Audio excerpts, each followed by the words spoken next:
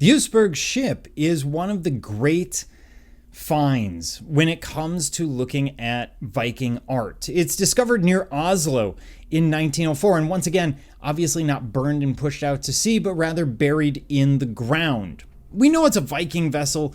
The art, the form all match, and we see carvings of oak or into the oak form of the structure. They use oak because it's a very strong wood. It's just about the strongest wood that they would have had in Europe at the time.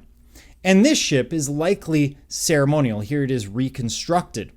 Rather than being used for raiding, although it would be a pretty good depiction, a pretty good example of a Viking ship. Very simple ship. There is no cabin. They would go out, they would be sitting on the deck. We would have people rowing on either side. You'll see a very wide vessel. The width of it means that it is quite stable, but not fast. It's not meant to be an incredibly quick vessel. It is meant to carry a lot of stuff, a lot of weight.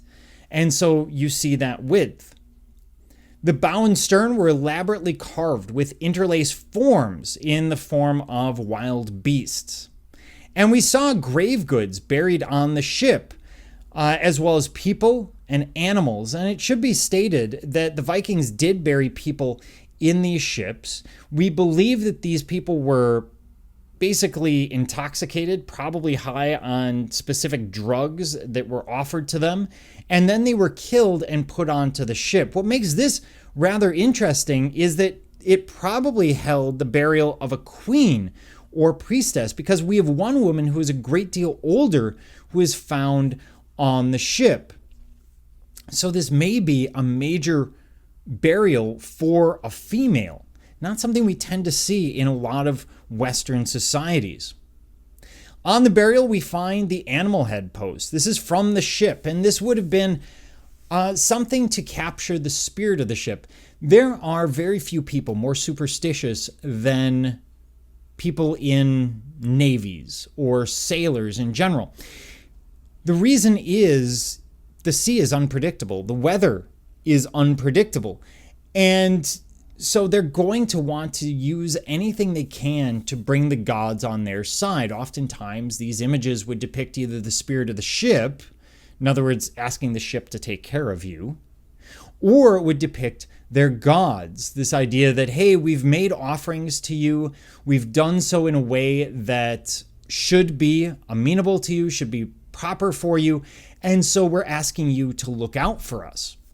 And it is wood carving. So this is all carved out of wood. We see the knotwork that we tend to associate with Ireland. But of course, the Vikings are traders, first and foremost. They would have brought back these ideas to their homeland where these pieces would have been created. And we see this sort of spirit of the ship, the 3D knotwork indicative of trade with the Irish in one way, shape, or form. And these would have been very, very common on these ships, typically on the bow and or stern of the ship.